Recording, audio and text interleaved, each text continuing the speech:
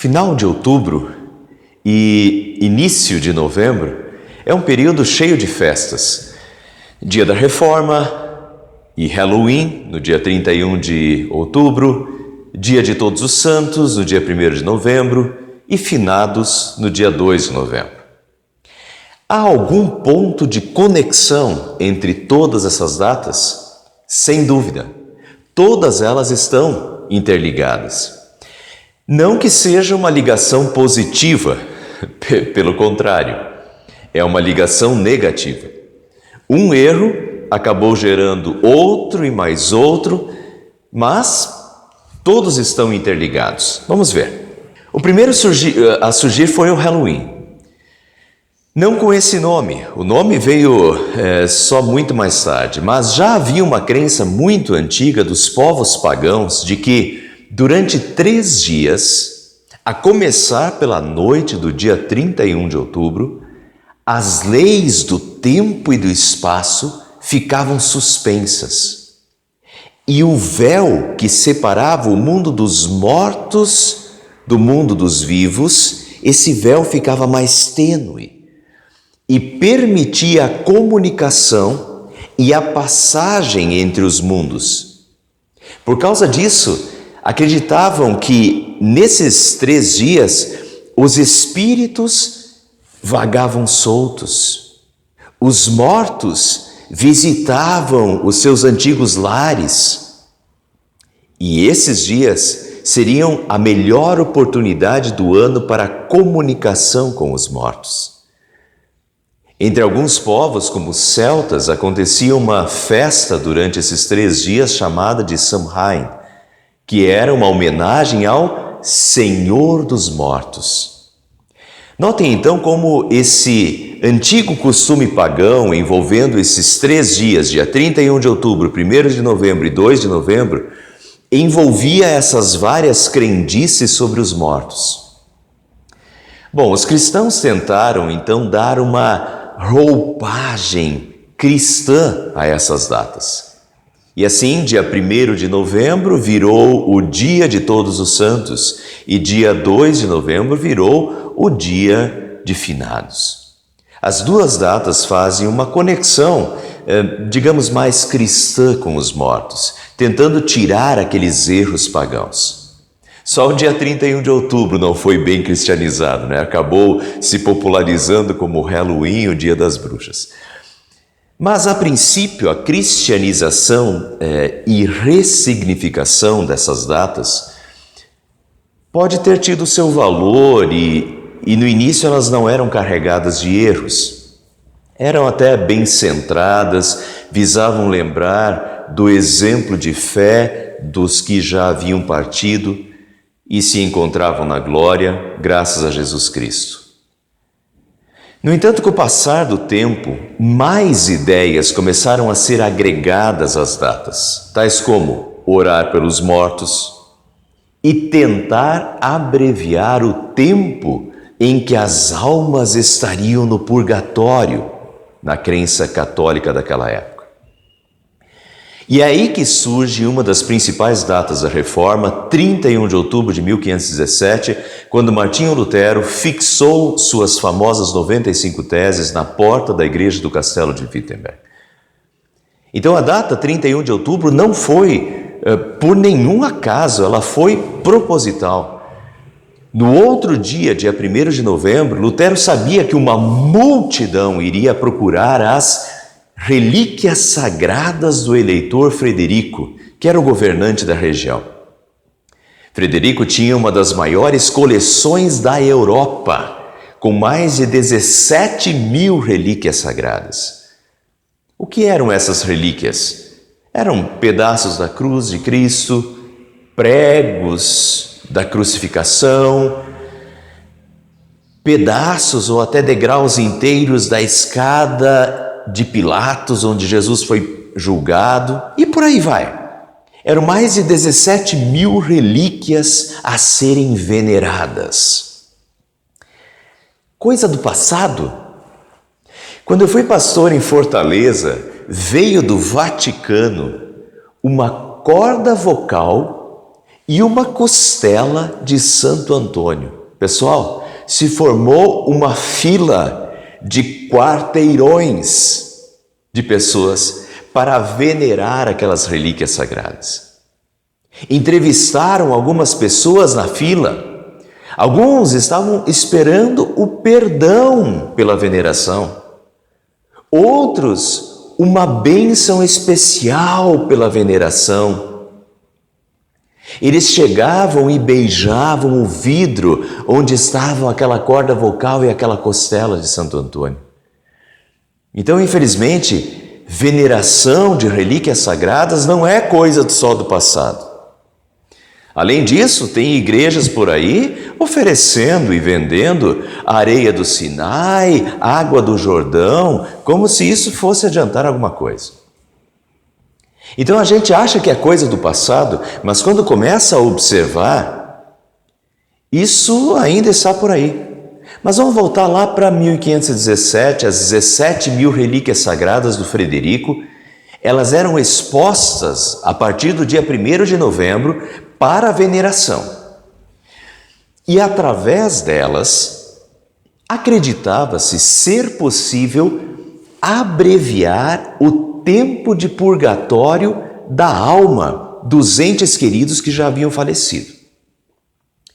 Fizeram um cálculo e ninguém conseguiria venerar todas elas, porque eram 17.000.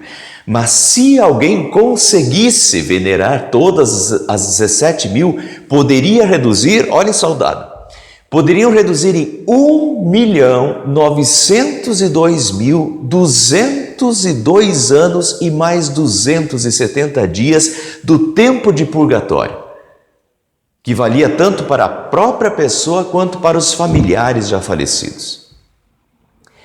E para piorar ainda mais a situação, um padre chamado Tetzel começou a vender indulgências, que eram cartas de perdão com a assinatura do Papa.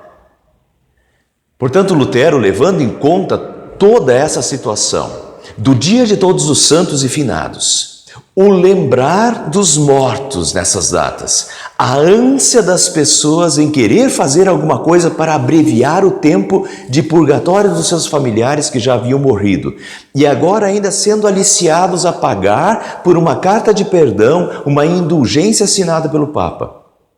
Então, para prevenir, no dia 31 de outubro, Lutero afixou suas 95 teses na porta da igreja do castelo. O centro das teses era o perdão. O perdão está em Cristo Jesus, no seu sacrifício por nós, o qual é suficiente para nos perdoar e salvar eternamente, e esse perdão nos é oferecido gratuitamente. Não é por relíquias, nem é por dinheiro, mas pelo sangue de Jesus Cristo que nós somos salvos. Então, o estopim do dia 31 de outubro foi essa ligação com os dias 1º e 2 de novembro, que trouxe à tona um dos principais temas da Reforma, que é a salvação única e exclusivamente pela graça de Deus e pela fé em Jesus Cristo. Infelizmente, por um lado, havia muitos interesses escusos da liderança da igreja em jogo. E essa verdade acabou causando uma divisão da igreja. Felizmente, por outro lado, esse movimento da reforma continuou e trouxe à luz muitas verdades que estavam há centenas de anos sendo sonegadas aos cristãos. Pilares do cristianismo que estavam há centenas de anos como que submersos e quase inacessíveis aos cristãos. Como isso aconteceu? Como chegou a esse ponto? Às vezes se chama a Idade Média de a Idade das Trevas. E depois veio o Iluminismo. No cristianismo, infelizmente, por diversos fatores, houve uma Idade das Trevas, de obscurecimento da verdade de Deus. E a reforma, sem dúvida, foi o iluminismo. Ela trouxe de volta a luz. De que forma? Onde está a luz? Lâmpada para os meus pés é a tua palavra e luz para os meus caminhos. A palavra de Deus é lâmpada e luz. É através dela que Deus se revela, guia, ilumina, fortalece. Mas este pilar básico do cristianismo foi sonegado aos cristãos. Desde 1229, a Bíblia estava proibida aos leigos, às pessoas em geral. Só os clérigos tinham acesso a ela. Por isso, uma das primeiras coisas que o movimento da Reforma fez foi resgatar a Bíblia, esse pilar do cristianismo. Somente a Escritura, a Bíblia, é a palavra de Deus. Esse foi um dos pilares e dos resgates da Reforma. Para nós, hoje, pode até parecer óbvio que a verdade está só na Escritura, na Bíblia. Mas isso só é óbvio para nós hoje por causa da Reforma de 500 anos atrás. Até ali não era assim. A Bíblia não era a única fonte da verdade divina. Ao lado da Bíblia, a igreja colocava a tradição, os decretos papais e as decisões dos muitos concílios da igreja no decorrer das épocas. Vou citar alguns pontos específicos para vocês entenderem o problema. Onde na Bíblia está o purgatório? Em nenhum lugar. Mas então, como o purgatório virou uma doutrina da igreja? Ele virou uma doutrina da igreja não porque ele esteja na Bíblia claramente, mas entrou por causa da tradição da igreja e das decisões que a igreja tomou sobre o assunto. Então a igreja, no ano 593, decidiu tornar o purgatório uma doutrina. Em 1075, o Papa Gregório VII declarou inválidos todos os matrimônios dos padres, causou um divórcio em massa, o maior da história. Em 1100, foram instituídos os pagamentos das missas. As missas especiais até hoje são cobradas. Em 1184, foi instituída a Inquisição, tribunais de tortura para aqueles que não aceitavam o ensino da igreja. Em 1190, foram instituídas as vendas de indulgências. Em 1215, a transubstanciação, a hóstia se transforma em corpo de Cristo, em Corpus Christi. Até hoje tem o feriado. Em 1226, foi instituída a adoração da hóstia. Em 1229, o Concílio de Toledo proibiu a Bíblia aos leigos. A Bíblia foi colocada no índice dos livros proibidos aos leigos. Em 1415, o cálice da comunhão da Santa Ceia deixou de ser distribuído às pessoas. Então vejam, todas essas coisas foram instituídas por decretos papais ou por decisões de concílios da igreja no decorrer das épocas. E eram seguidas como normas de fé e de vida. E tinham tanto valor quanto a Bíblia. Martinho Lutero então se levanta e diz: não, somente a Escritura é a palavra de Deus, inspirada e revelada por Deus. Ela é a única fonte de fé e de vida. Concílios e decretos da igreja são decisões humanas e falíveis. Se não correspondem à Bíblia, não têm valor. E ao contrário de proibir a Bíblia aos leigos, Lutero traduziu a Bíblia, que ainda estava em latim. Ele traduziu a Bíblia para a língua do povo. E muitos outros reformadores, depois de Martinho Lutero, fizeram o mesmo e foram traduzindo a Bíblia para os mais diferentes idiomas na Europa. E isso foi um dos principais fatores desse iluminismo da Reforma. Não foram necessariamente as ideias dos reformadores, mas o fato fundamental de que ela trouxe de volta a luz da palavra de Deus. A Bíblia voltou a ser lida, conhecida e a dissipar as trevas. A partir dela começou a se notar como a igreja havia se distanciado da verdade. Aos poucos, no decorrer de séculos, mas a falta da Bíblia obscureceu o cristianismo. Meus irmãos, o que isso tem a ver conosco hoje? Esse erro histórico do cristianismo, esta lição triste, precisa ser aprendida por nós. Qualquer igreja e qualquer pessoa que se afaste da Bíblia, vai acontecer a mesma coisa.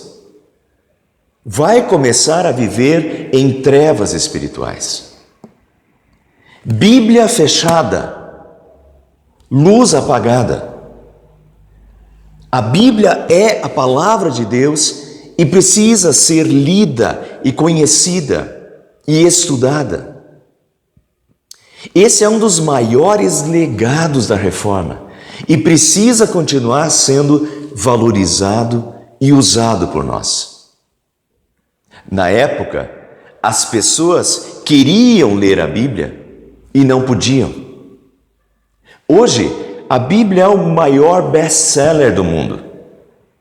Em cada casa nós temos mais de uma Bíblia normalmente. Temos liberdade para lê-la, mas às vezes não fazemos uso da dádiva que recebemos e temos em nossas mãos. Tem um provérbio que diz assim: se você soubesse que há um tesouro debaixo da sua cama, você passaria fome? A Bíblia é o tesouro de Deus. Ela é o alimento para as nossas almas. Mas, por mais contraditório que possa parecer, muitos cristãos estão desnutridos espiritualmente porque não se alimentam dela diariamente, não usam o tesouro que tem em suas casas. A lei do Senhor é perfeita e restaura a alma. O testemunho do Senhor é fiel e dá sabedoria aos simples. São mais desejáveis do que o ouro depurado, são mais doces do que o mel e o destilar dos favos, diz o Salmo 19. Que preciosidade Deus nos deixou. Jesus disse aos seus discípulos: se vocês permanecerem firmes na minha palavra, verdadeiramente serão meus discípulos e conhecerão a verdade, e a verdade vos libertará. João 8, 31 e 32. Se vocês permanecerem firmes na minha palavra, o discípulo precisa conhecer a palavra do Mestre para segui-la e vivê-la. Quando essa palavra é conhecida, estudada e vivida, ela promove uma reforma constante na vida. É uma vida em reforma. Através dela conhecemos a verdade que liberta e que traz paz. Foi o conhecimento da palavra que revelou novamente os outros pilares há muito tempo escondidos. A graça divina. Deus não é um juiz irado com uma vara na mão, pronto a castigar-nos a cada erro, mas é o Pai amoroso que não mede esforços para nos salvar. A salvação não custa esforços, não é conquistada, ela é dada, concedida pela misericórdia divina, pela graça de Deus, pelo sacrifício de Jesus por nós na cruz. E toda essa justiça de Cristo por nós na cruz nos é concedida através da fé. Essa verdade traz paz ao coração. liberta e consola. Então a reforma foi esse movimento que novamente trouxe a Escritura, a palavra de Deus, e a palavra estudada novamente deixou bem claro os pilares da fé, que se tornaram também os pilares da reforma e os nossos pilares até hoje. Somos salvos somente pela graça de Deus, o seu amor misericordioso por nós, falhos pecadores, somente por Cristo que pagou pela nossa culpa, pelos nossos pecados e com seu santo sangue. Somente pela fé essa justiça de Cristo nos é atribuída e concedida gratuitamente.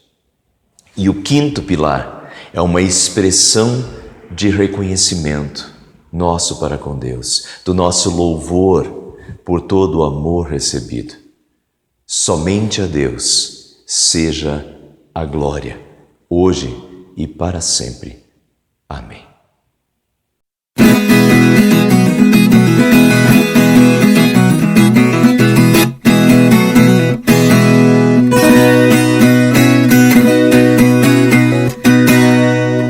Nos anos 1500, já passado muito tempo pensando em sua fé, um homem na Alemanha que não fazia barganha nos mostrou como é que é. E ao som dessa viola vou contar essa história sem segredo e sem mistério. O seu nome é conhecido, em todo mundo sabido. Quem foi Martinho Lutero?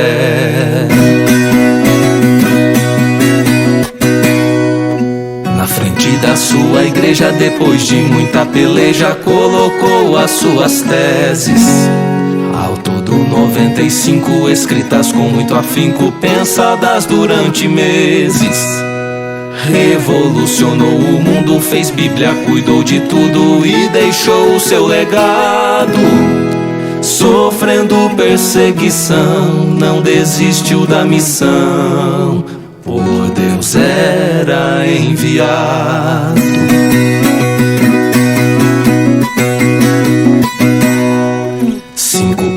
Vou dizer pra você já entender como pensa o reformado. Só a graça, só a fé, só Jesus de Nazaré que nos livra do pecado. Só a palavra de Deus que é nosso manual e por ele inspirada. Somente a ele a glória, dele vem nossa vitória, que não pode ser tirada. Jesus é o nosso norte, o nosso castelo forte, a razão de todo ser. Pela sua morte triste, lágrimas não mais existem, dele vem todo vencer. E em todo transe agudo, Deus é o nosso escudo, nosso amparo e fortaleza. Nossa força nada faz, mas Deus socorro nos traz. Ele é nossa certeza.